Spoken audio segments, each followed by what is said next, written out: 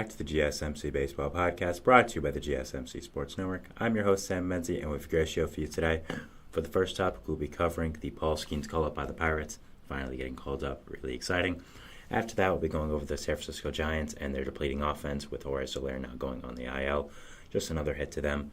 After that, we'll be going over the Texas Rangers and the impact that Max Scherzer's setback and his rehab will have on them.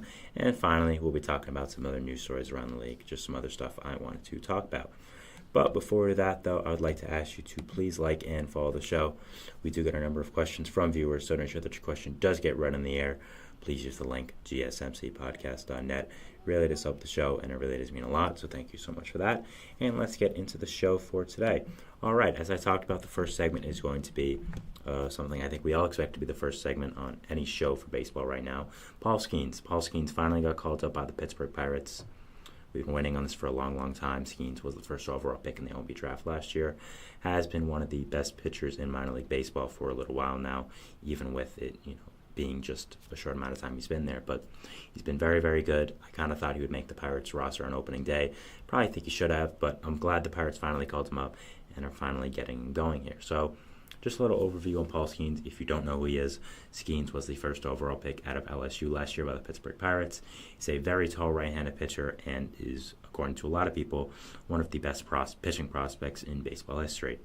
Now, Skenes so far with AAA Indianapolis has a ERA under 1 in 7 starts, has given up 1 home run, has only 8 walks, 45 strikeouts to 8 walks, which is insane. A whip under 1, so obviously is pretty much dominating AAA in every way that you can. So I think it was the right time to call up Skenes. I think that the Pirates probably should have done it a lot earlier. I understand why they didn't. They probably wanted to get a little bit more on his contract, probably get another year, keeping him in AAA for a little bit amount of time. I get that for us being a small market team. That's what you want to do. Completely understandable. Even though some people don't like it, I do understand it. I don't really like it either, but again, I'm a fan of a big market team, so who am I going to sit here and say, what small market teams can do to kind of help their team in the long run. Other than that, also, I think they probably wanted to get him some starts in the minor leagues. You could argue, being at LSU for all those years playing the competition they had, that was pretty much good enough, and that was good enough competition. But I think pitching in professional baseball is a little harder, and it is different. So I get getting him these 7 starts in AAA before he made it to the roster. I do get that. I understand it. Again, I think he maybe should have been up a little earlier, but again, I do understand the Pirates' ways, and a lot of people are saying, he should have been up so earlier. Why didn't he make the opening day roster? Should he have made the opening day roster? Probably. Could you argue he's the best pitcher in the organization? You could.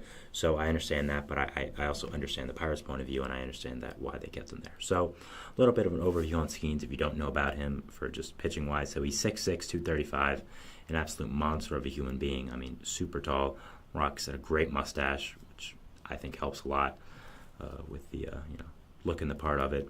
He has an 80 grade fastball, which is perfect, a 70 grade slider, which is almost perfect, and then his changeup is a 55, and his control is 60.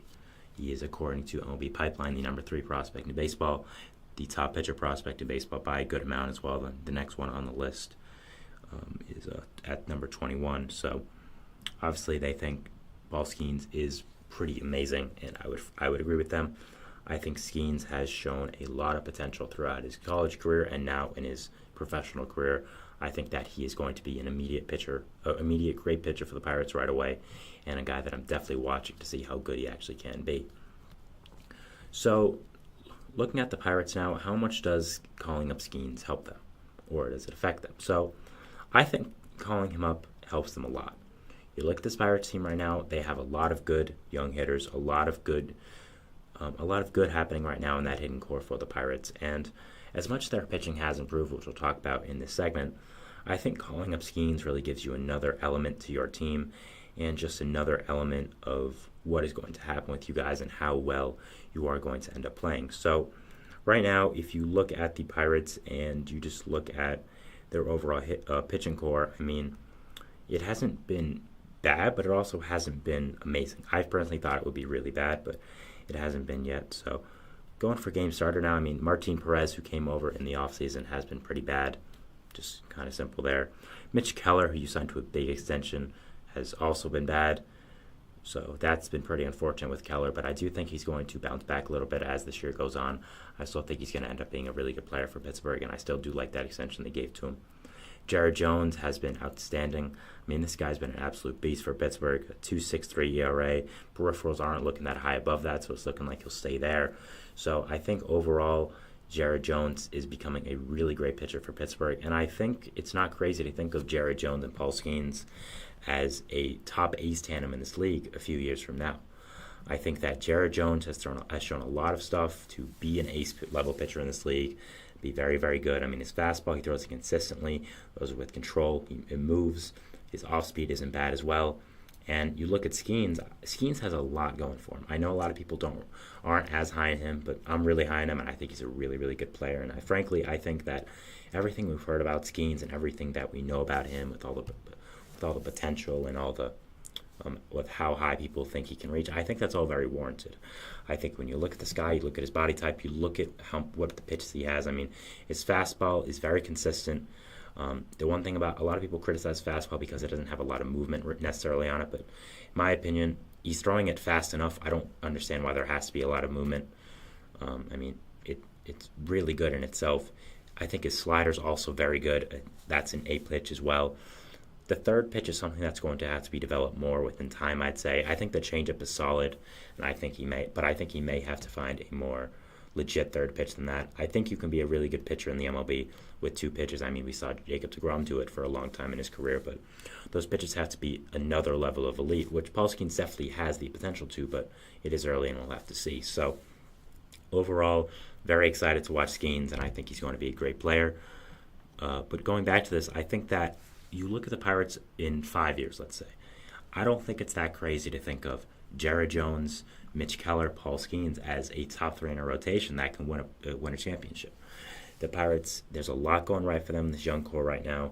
There's a lot happening that I'm a big fan of in this organization with young players coming up and performing well. So if I'm a Pirates fan, I'd be really excited about what's happening, and I'd be very excited about Skenes finally coming up. I think this was well warranted. I think it's been something that's been in the works for a long time now, and he was more than ready. We saw how well he pitched in AAA. Looked like he was just having fun and getting bored at that point. His movement was doing really well. His pitches were developing. I think that, again, everything we've heard about him really is warranted, and I'm just super excited to watch him. I think with Skenes, if he does pitch his potential right away, he could be in the running for Rookie of the Year. He could help this Pirates team be very, very good and do a lot better than they're doing right now. I mean, you look at this Pirates team right now, they are third in the NL Central, but they're tied for third with the Reds, who I would say are a way better team, and are only one game above the Cardinals, who are in last. So the Pirates could easily fall to last, and I think bringing Skenes up gives you a lot of momentum for this team, gives you a lot of juice for this organization right now, and kind of getting everything in a new light. So I'm so excited to watch him pitch. It's going to be on Saturday versus the Cubs, it seems like, 4:05, MLB TV's free game of the day. So if you're a baseball fan, I highly recommend watching that. I definitely will be. So overall, just very excited to watch Skenes. I think that he is going to be a very, very good pitcher in this league. I think that overall, there's a lot to love here. I know a lot of people aren't as high on him, but I am, and I think that in the end, he's going to be a really, really good player and a really, really elite pitcher for this Pirates team in the future. So very excited to watch him and just excited to see what happens when he comes up. So looking at this Pirates team right now, I think that do they have a chance to win the NL Central? Probably not. Do they have a chance to make the playoffs? I'd say yes. I think, again, I've mentioned it a couple times in the segment now, but there's a lot going right for this Pirates team. I think that there's a good core being built. There's finally a vision here. And a lot of their offensive players are doing really well. I mean, Connor Joe's hit the ball great. Brian Reynolds, of course, has some other guys as well doing really nice, like Alika Williams, who, kind of been a surprise there. Brian Hayes is someone I'd like to see step up a little bit. Plays great defense, yes, but he's not hitting the ball great. And for the extension the Pirates gave him, I think he should be. So that's someone to watch. But I think there's a lot going good for the Pirates right now with that hitting core. You just sent Henry Davis down, which kind of was a little bit of a surprise. I know he's been doing bad, but he was your former first overall pick. So that was kind of a surprise there. But if I'm the Pirates here, I'm very excited about this future core. Again, there's so many good players that are at the forefront of it. O'Neal Cruz is someone I didn't even mention, but I think that he is going to be a monster once getting his rhythm in. He hasn't had the greatest 2 seasons, but as we've seen, is a physical monster. Is just a beast, and I'm just really, really excited to watch him and see what he does with his future. So, yeah, definitely excited about O'Neal Cruz and what's going on with him. But I think just overall, this Pirates core is very exciting. There hasn't been a real winning ball club in Pittsburgh for a long time, and you can see the steps and the building blocks finally here. If you are a Pirates fan in this organization, they know what they're doing. I mean, you have Paul Skenes, Henry Davis, former first overall pick, Tamar Johnson, former high overall pick. I don't remember if he was the first or second overall, but he's also someone that I'm looking really excited for.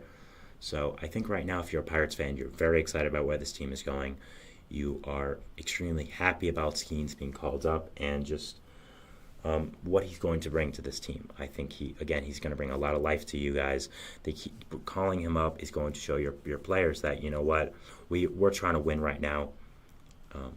We are trying to finally compete after not competing for a long time. And think about these veterans that have been on the team for a little while. Brian Reynolds is someone that comes to mind immediately. Andrew McCutchen was off the team for a little bit, but still wasn't very competitive for a lot of years when he was there. So I think looking at these veterans, seeing them finally being on a good competitive Pirates team would be super fun. And yes, you're in a tough division in that NL Central with teams like the Reds, like the Cubs, like the Brewers, but I don't think this is your year to win the division. I think it's just your year to kind of get everyone set, kind of figure out what your role is and what your future is, and just have fun and see what players are sticking and what players are not. I think you have a lot of money to spend in the offseason this year. You could potentially get another pitcher, add to this really nice top 3. I think another advantage this Pirates team has is the bullpen. I really like it. David Bednar has been struggling, so does Aroldis Chapman, but there's still some other really nice pieces there. One guy I think of is Josh Fleming, who's been a really solid piece since coming over. So there's a lot going right for this Pirates team right now, but I don't think there's too much stress on you guys to be a continued winner. I do think you'll be a good team, just not a division-winning team. So we'll have to see about that, and we'll see what goes from here about this team. But, yeah, that is our first segment here, talking about Paul Skenes finally being called up by the Pittsburgh Pirates and just the impact it's going to have on their team and just all about the Pirates in general.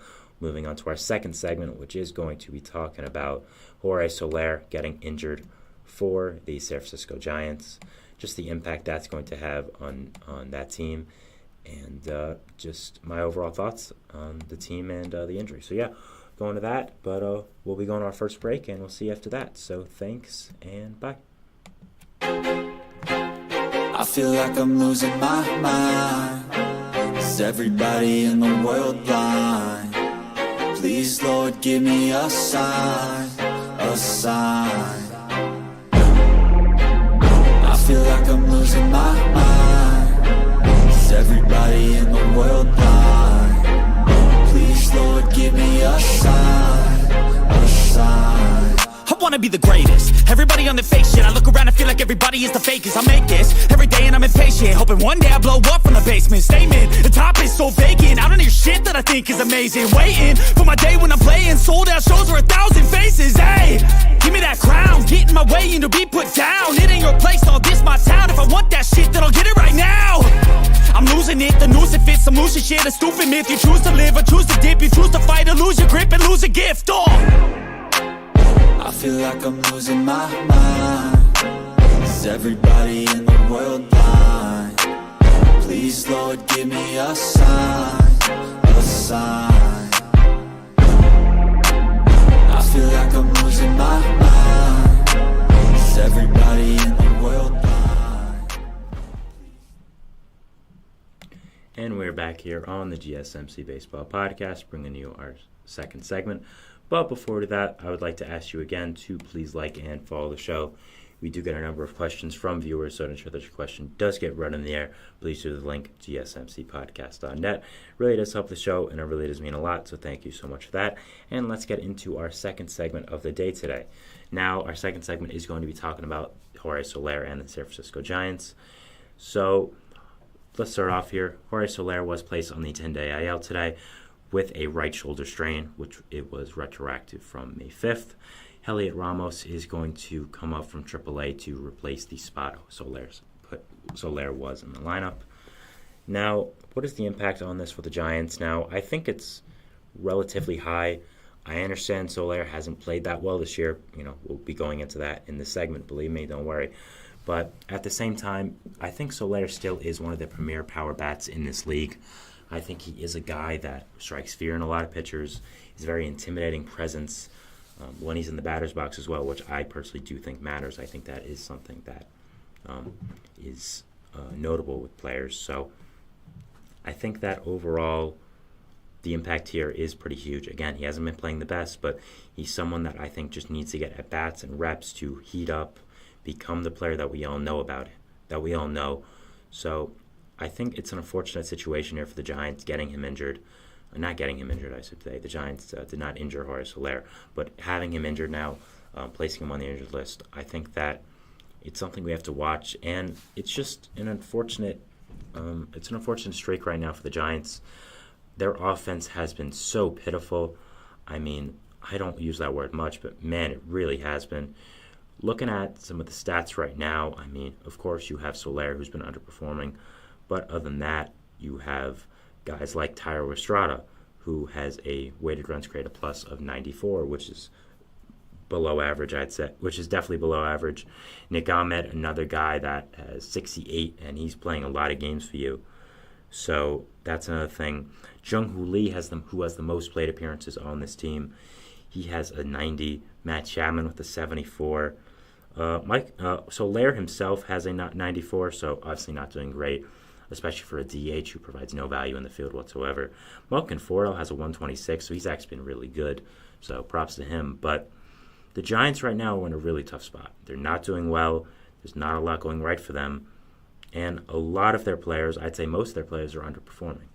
You look at this lineup, you look at how many good players they have, it's really a shock where they are in the standings and where they are with offensive numbers. I mean, right now, the Giants in the NL West, they are currently 4th place.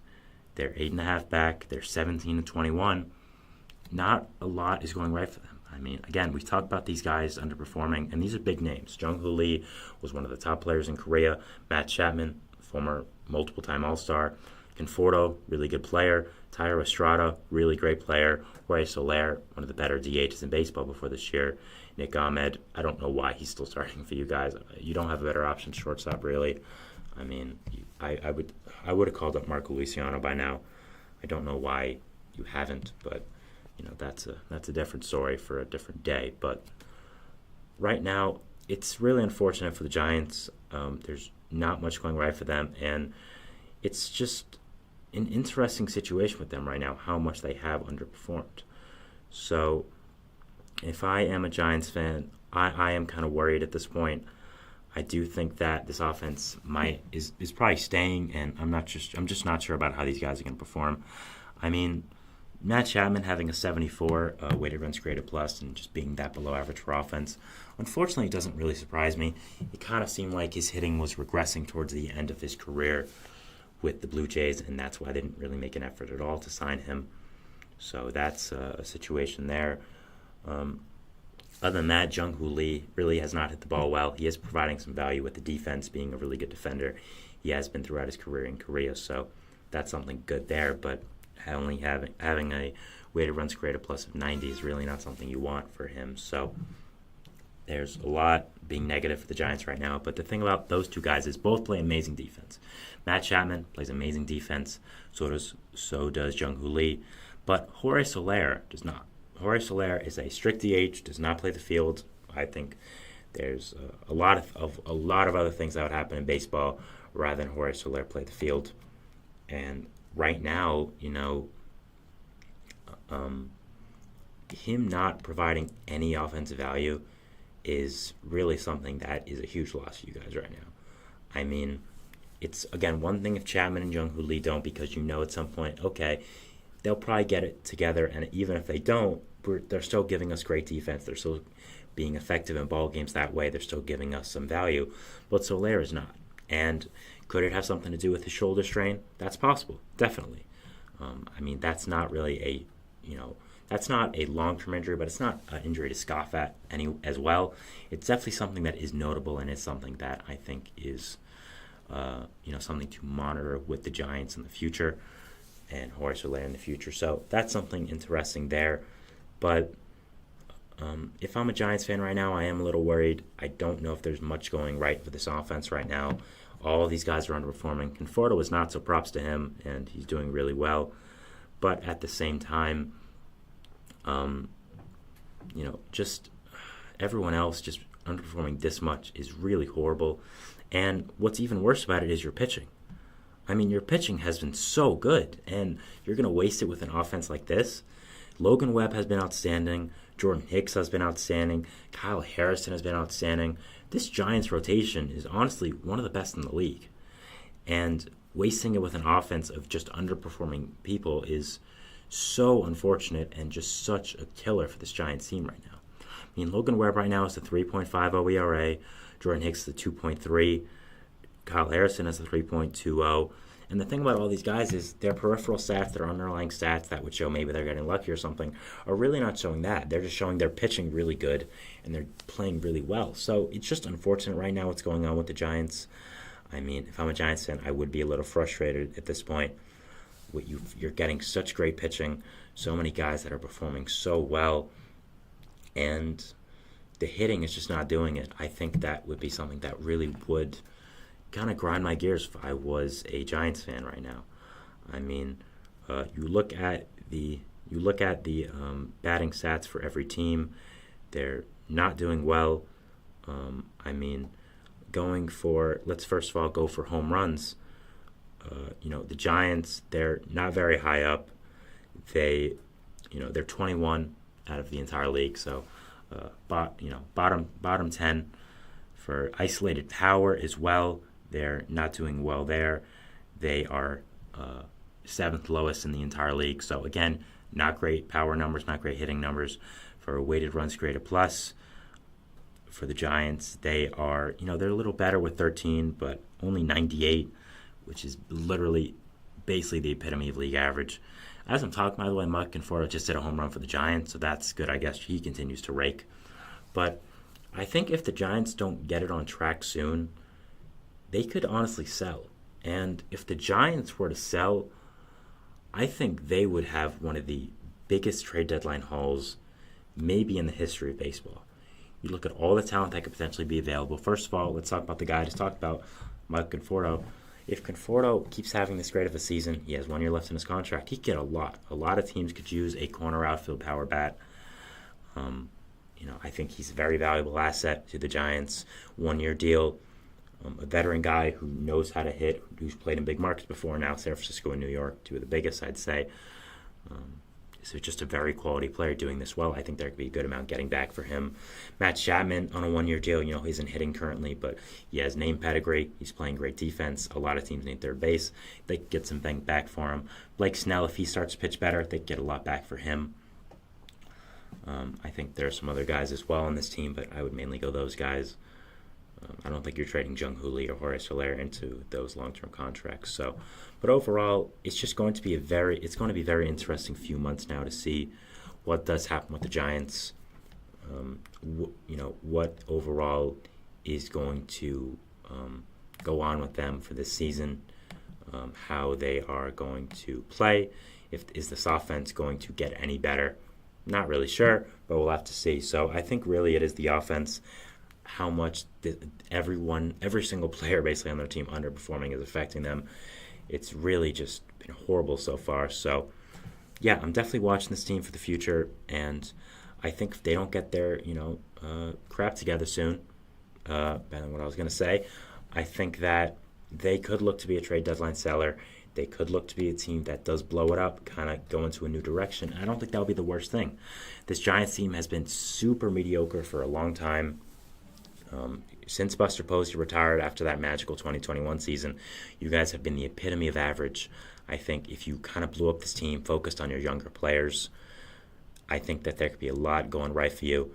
You don't have to build much from the pitching staff. Just get some new hitters and spend a lot of money. I mean, you spent a lot of money, obviously, this offseason. It hasn't really worked out so well with Jung-Hoo Lee, Matt Chapman, Jorge Soler, and Blake Snell all underperforming. So we'll have to see with this Giants team. But, yeah, it's going to be very interesting. Someone I didn't even mention who I meant to was Patrick Bailey, the superstar young catcher who I've mentioned a few times in the show, who I absolutely love. I mean, I think he's one of the best catchers in baseball already. You want to look for a Buster Posey number 2. I think he could potentially be that. So that's another thing that's affecting you guys, how well he's been doing. Him and Conforto really have been kind of the only 2 real guys who have been hitting on your team. So losing him, and I think that was a big effect on the offense. I think that was something that really did hurt you in a lot of ways. So hopefully he comes back rather soon. Helps this Giants team out. And yeah, I mean, looking at them in the full picture of the NL West, it looks really tough for them right now. You've been underperforming a lot. Doesn't look to change anytime soon. You're in a division where there's 2 teams I would say that are definitely better than you, and then one that is probably up in the air. You have the Dodgers, who I think are definitely better. I still think the Diamondbacks are better. I'm going to ride the Diamondbacks train until it falls off the tracks. I'm a big fan of this Diamondbacks team, and yes, they've been underperforming, but there's been a lot of injuries, but I still like them a lot. Padres, I'd say, are better than you at this point right now. So it's a tough road here. There's so many teams fighting for just a few spots, that one playoff spot. I mean, teams that are going to definitely be in the race come later. Phillies, Braves, Mets, maybe even the Nationals, Brewers, Cubs, Pirates, Reds, Dodgers, Padres, Diamondbacks. So there's a lot of teams for only 6 spots. So it's going to be very interesting to see how this shakes out. And if the Giants want any chance of making it to the playoffs, making a deep run, there's going to have to be some changes. There's going to have to be some guys that play to their potential finally, stop underperforming. And, yeah, that's just my general thoughts on that and the Giants. And very interested to see where it goes from here, and very interested to look at this team and what's going to go on with them. So, yeah. That is it for my second segment here, talking about the San Francisco Giants and their season so far and the Jorge Soler injury. We'll be going to our third segment, which is going to be talking about the Max Scherzer having a setback in his rehab for the Texas Rangers, plus just a little bit of an outlook for that team. So, yeah, we'll be talking about that. But first we'll go to a break, and we'll see you after that. So thanks, and bye. Looking for your daily fix of sports talk without having to pay for it? GSMC Sports Network is available on YouTube. Just search GSMC Sports Network.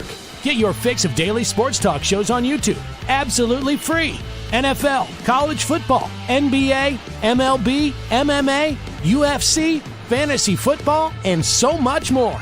GSMC Sports Network has shows running all day long, with new sports shows starting every 2 hours. Just like on your favorite cable sports channel, except GSMC Sports Network is absolutely free. Just search GSMC Sports Network on YouTube to catch one of your new favorite shows, like the GSMC College Football Podcast, Chip Shot Football Podcast, Hoops and Heels Women's Sports Podcast, GSMC Basketball Podcast, and so many more. Check it out for yourself. GSMC Sports Network, now available on YouTube absolutely free. Search GSMC Sports Network on YouTube right now.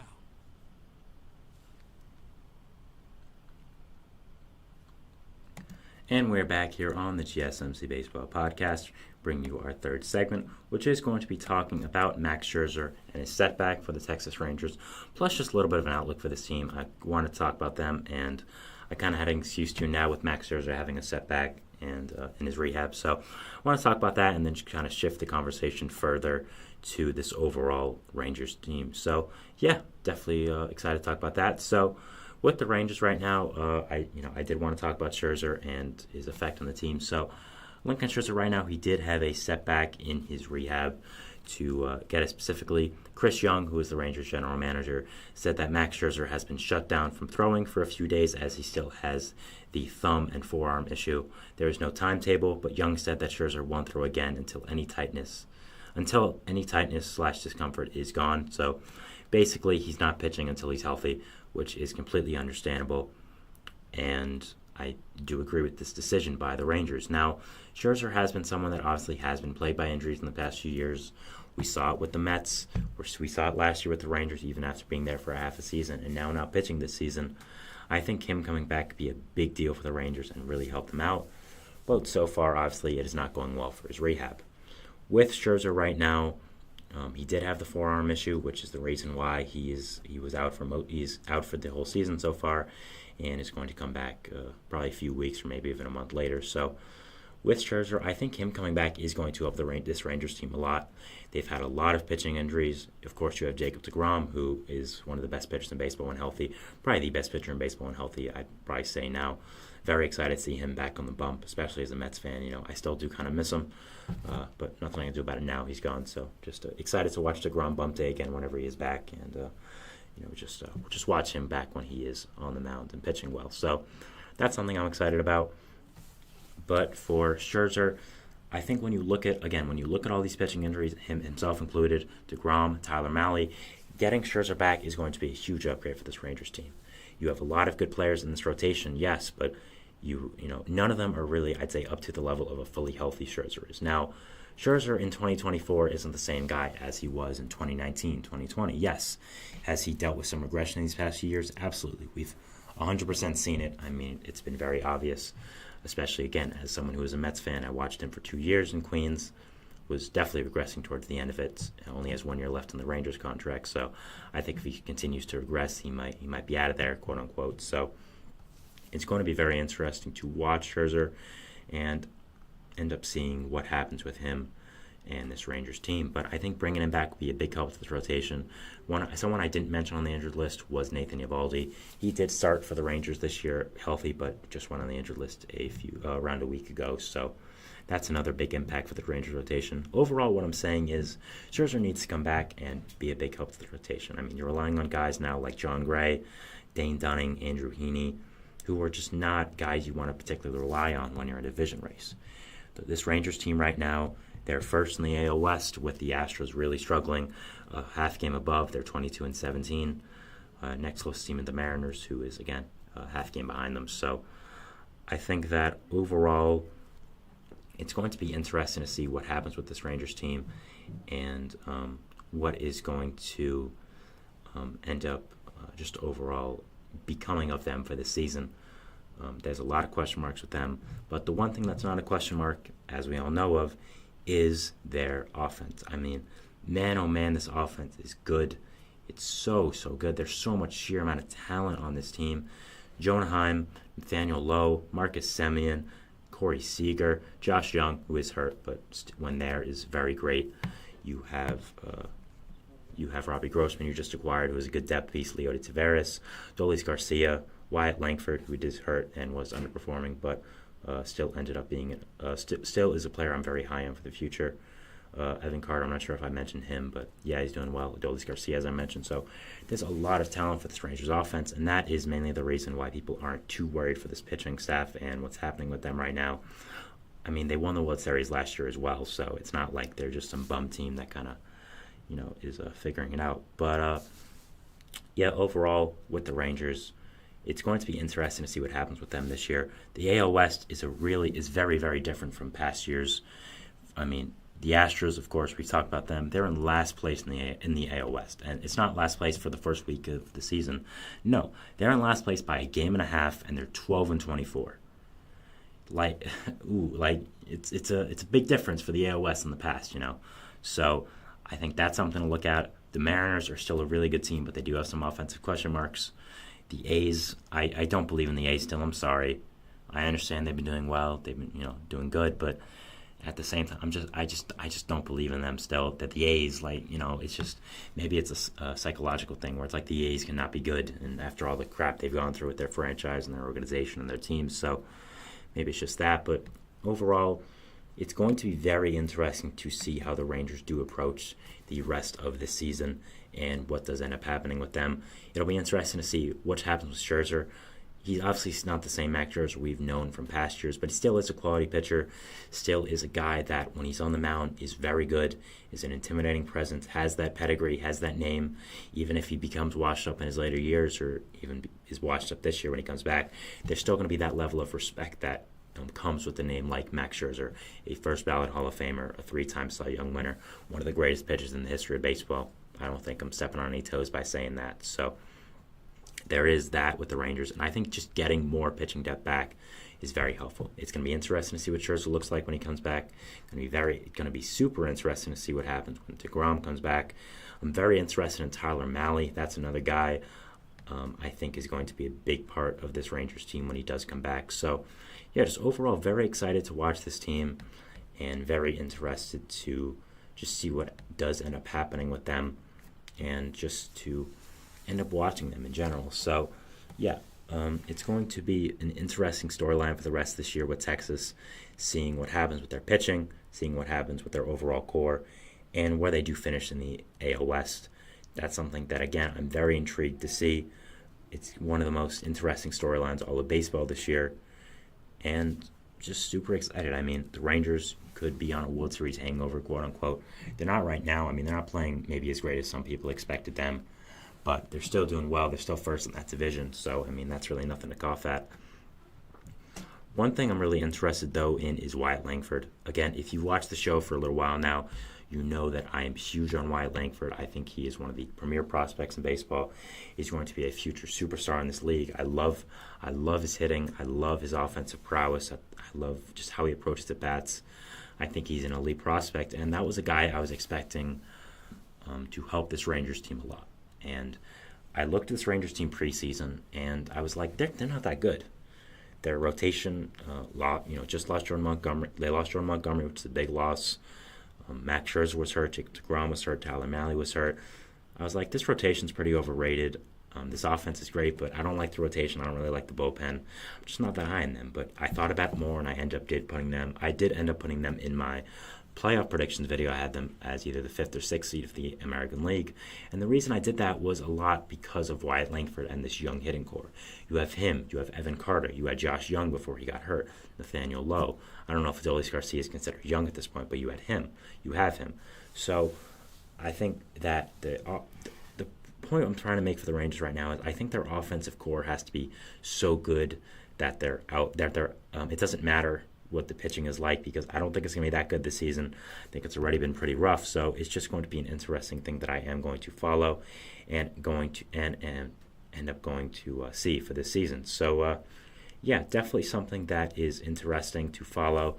Again, the Rangers are a very intriguing team, a team that I'm following a lot throughout the season. Is going to be very, very, very I don't want to keep saying interesting or intriguing, but basically that for the rest of the season. Someone I'm really looking at that could either surprise a lot of people or kind of go down in flames. So they're going to have a very interesting season, and there's a lot of good teams in the AL this year, and it'll be interesting to see where they do end up finishing for this year. So yeah, that is my third segment here, talking about the Texas Rangers, plus the Max Scherzer setback for this team. We'll be going to our fourth and final segment, which is going to be talking about just some general news stories around the league and some stuff I want to talk about. So, we're going over that, and we'll see you after the break. So, thanks, and bye. There we go.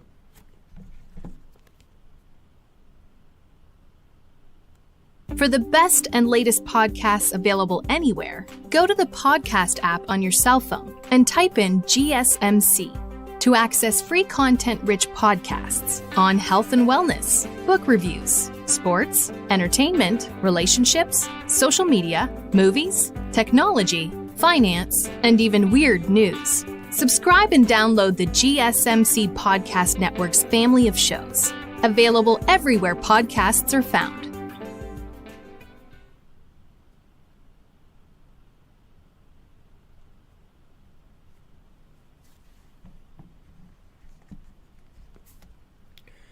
And we're back here on the GSMC Baseball Podcast, bringing you our fourth and final segment, which is going to be talking about some news around the league, as you see there. So we're just going to put that in the center a little bit more, just for people watching on stream. There we go. So, we'll be just talking about some news stories I want to talk about. Not necessarily enough for my own segment, but I thought that they were interesting enough to talk about, one by one and just give my general take on it. So, we're going to go over that, and, we'll talk about it. So the first one was an interesting story that broke today. It was Shohei Ohtani and his former interpreter, now, indicted criminal, Ippei Muzahara. Their story will be being turned into a TV show by Lionsgate Media, which is very, very interesting. As someone who loves TV and loves baseball, will definitely be watching that. Going into that, we did have the final news in this Ippei Ohtani story, the nail in the coffin for it, which was that Ippei Muzahara, his former interpreter, his former best friend, I'd say, has pleaded guilty to a number of counts for basically all around fraud and just federal stuff that is kind of too advanced for a communication student, a freshman communication student in college. I'm not a law student. I don't know the extent of it. So there was a lot of it. Basically, he did a lot of bad stuff. He frauded Ohtani out of a lot of money. He did some bad things, and he will be going to prison. Not sure for how long. Doesn't look like it'll be a short sentence, I'll say that. I mean, he did a lot of stuff. So that's going to be a case to follow. Again, I understand that it's a big story. I just haven't done a full segment on it, unless I'm forgetting. But just because it's more of a legal situation, I don't know much about the law. I'm not a lawyer. Don't know entirely that much about it. So it is an interesting story that I do want to follow. But with that, it is something to talk about here. But it is going to be very interesting to see how they portray both these people in the TV show. Obviously, I would assume Ippei is going to be the bad guy and Ohtani the oblivious guy. So that's what it seemed like. I'm glad, just for the Dodgers and Ohtani's sake, that Ohtani can get this off his chest, can just get rid of it and focus on playing baseball now. Obviously, it hasn't affected him, considering he's been amazing for the Dodgers this year, basically everything they wanted and more. But at the same time, I think it was still something that it was in the back of his head, was at least something he thought about during games, and was something that he was giving some thought to when he just, should be probably putting his all to baseball right now. So it is good for him to just get it out of the way, move on, and go to the next part of his baseball journey without Ippei. It's just a really unfortunate situation and story, honestly. These two were really close for a long time, were very good friends, and for it to end like this is something that is really sad, really unfortunate, and something that just no one wanted to see, and was just something that was really unfortunate. And we'll be seeing any more updates with this in the future. When he gets sentenced, I'll let you know. But hopefully Ohtani and both Ippei can move on from this as quickly as possible and start new chapters of their lives, and go away from each other. So so that was something interesting. It's very interesting about the Lionsgate thing. Again, very interested to watch it, see if there's any nuggets in there that we didn't know before. And just very interested to watch it, and very interested to see what's going to go on with it. So, the next part I want to talk about here was Luis Guillorme. He was traded from the Atlanta Braves to the Los Angeles Angels today. It looks like it's for cast considerations or a player to be named later. Really nothing too major for it. Just a more of a depth move for the Angels, and just something that was interesting to see. And there's been a good amount of trades, actually, so that's something else that has been an interesting storyline to follow in baseball. Trading for Guillorme, I think, is a good move for the Angels right now. Again, I think Guillorme is very quality depth. Again, I'm going to mention it. Don't really mention me being a Mets fan a lot in my shows, but being a Mets fan, I watched Guillorme for a very long time, being on my team.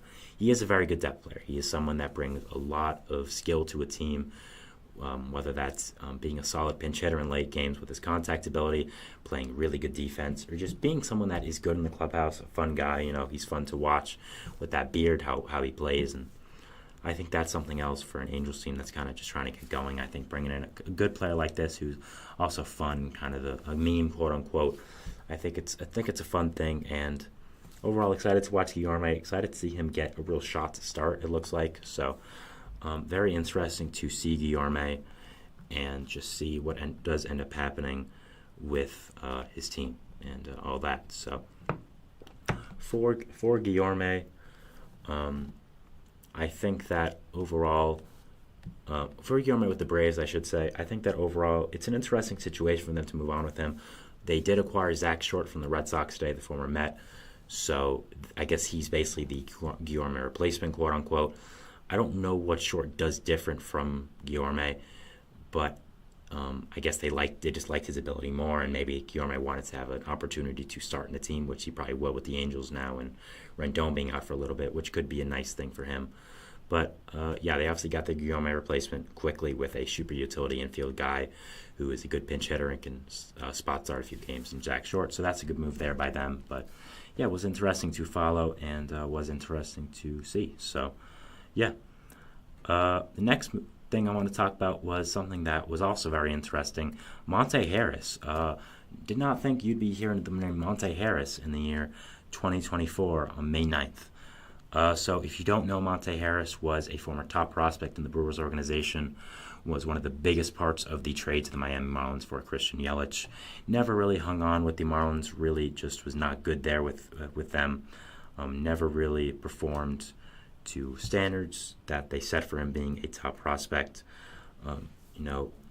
In his 2 years with Miami, had an OPS. His highest one was 500, which obviously not very good. Played with the Angels after that, and actually did pretty well in a small sample size in 9 games last year, but still was DFA'd, was, obviously not a long-term solution there. But he has committed to Arkansas football to be a college football player. He was a 4-star recruit from the 2014 wide receiver class, so that's very, very interesting. And I'm really interested to see what ends up happening with Monte Harris and what happens here with him and Arkansas. Will he end up being drafted to the NFL? That would be amazing and something that would be really, really cool. Just overall, I'm very happy for him, seeing a former top prospect like this who just kind of fizzled out in the MLB, former top athlete like this, continue to use their ability in a different sport. You go to a different sport, it's something that's very exciting and very fun. I mean, for Monte, again, I'm excited for him to be able to use his athletic ability and end up playing a different sport and continue being a professional athlete. So, again, very interesting situation here that I'll definitely be watching, but it is something that was fun, something that I did want to talk about and just mention that it was kind of obscure, but I like it a lot, and I think it's cool for both the player and team. So, definitely something I'm watching. And I definitely am interested to see what does end up happening with Harris and Arkansas, and his future there. So, the final one I wanted to talk about for little news stories around the league, just some storylines. I apologize about moving in the chair, by the way, for watching on stream. I've been sitting here for a little bit. I did a show before this as well, so legs might be falling a little bit asleep here, so I just wanted to move around. Harrison Bader is reportedly frustrated with his role in the Mets. I really shouldn't say frustrated because he's the one that came out and said it. He's frustrated with his role in the Mets. Bader was, of course, signed to a 1-year deal worth $10 million by the New York Mets this offseason after a split season with the Reds and the Yankees. Was supposed to be the team's starting fielder most of the time. Was brought to bring a presence against left-handed pitching and a lot of defense. And defense, of course, that's what he's known for, defense and base running. So that's something that's fun there. Also, I shouldn't say also. With Bader, he is frustrated with his role because he hasn't started as many games as he liked. He's missed, I think, around double-digit games now. I think it's 8 to 10 currently. So I don't entirely know why he's that frustrated. To be honest, it doesn't really make a lot of sense. He was always going to be a guy that played 120 to 130 games. Going to be a starter, but not a starter every day. Just a starter and a guy, Bader has a very limited skill set, let's be honest here. He plays great defense, runs the bases well, but cannot hit righties that well and can't hit lefties that well sometimes either. He's a very streaky hitter. So he was brought in to be defense. He was brought in to run the bases well and just kind of be that kind of player for the Mets. And the thing about Bader has been, yes, he was supposed to start, but there's been a lot of other players doing better than him. Tyrone Taylor has been a really nice addition for the Mets, who's been doing well, with DJ Stewart performing well. He's been starting in left field, and JD Martinez has been DHing just to get Stewart back in the lineup. So I understand why Bader's frustrated. I get it. but the Mets have a lot of outfield depth. You knew you weren't always going to be a 100% starter every time. And it's kind of weird to me that when the Mets are kind of in this influx of doing well or not doing well, you're coming out and saying things like this very publicly, having Mike Kuma, who is a respected Mets writer, write a whole article about it. It doesn't sit that great with me. I don't really agree with it. I understand being frustrated with your role, but again, it's May. You can let it figure itself out a little more. And if you're still not playing a lot by June or July, sure, the Mets will trade you or get a new starter somewhere else. You have the right to be frustrated, but it's kind of a little weird to me that you would say this now and you would kind of bring it up when it's kind of unnecessary. I don't really get it, but I understand his frustration. I think there could have been some better ways to go about it, but I think that Bader is still a good player, brings a valued asset to the Mets that obviously David Stearns wants. He's built his teams in Milwaukee and now New York based off of defense and base running, those teams being very good. I mean, those parts of the team being very good. You can see it this year with Milwaukee as well. They've surprised a lot of people, and one of the things they have done really well is running the bases and playing defense. So I think he's a David Stearns player. I don't think he's necessarily going to be traded, but it is interesting that he did bring this up, and it was something that did happen here. But it'll be interesting to see what his role comes out to in the future with the Mets and what does end up happening with him, and if there's any more repercussions with him. So that's something I'm definitely following. But this was my fourth segment here, talking about some news stories around the league, just some minor stuff that I wanted to give my 2 cents on. Ohtani, Nipe, just the whole situation there and their story being turned into a TV show. Luis Guillorme and getting traded to the Angels, and Zach Short getting traded to the Braves from the Red Sox. Monte Harris going from the Major League Baseball to college football, and Harrison Bader frustrated with his Mets role. All things that are interesting, all stories that I want to follow for baseball in the future. So yeah, that is the end of our show today, guys. I want to thank you so much for watching. Remember to like and subscribe to the notification bell to not only get notified when I upload, but when all the other great content creators on this channel do. Make sure to donate. Again, GSMCpodcast.net. Helps the show, helps a lot, keeps the show very interactive, and keeps the fans very informed as well. So that's always appreciated. We invite you to follow us on Facebook, Twitter, TikTok, and Instagram for more content and updates. Thank you so much for following the show. Thanks so much for watching today, and we'll see you tomorrow. So thanks, and bye. We'll see what baseball throws at us. Bye, guys. See you later. Mm-hmm. Mm-hmm. Mm-hmm. Let's go. I wake up to a little bit of drool on my pillow, feel like it's gonna be a bad day. Yeah, I'm tired of shit, and the coffee ain't hit yet, damn ain't that great.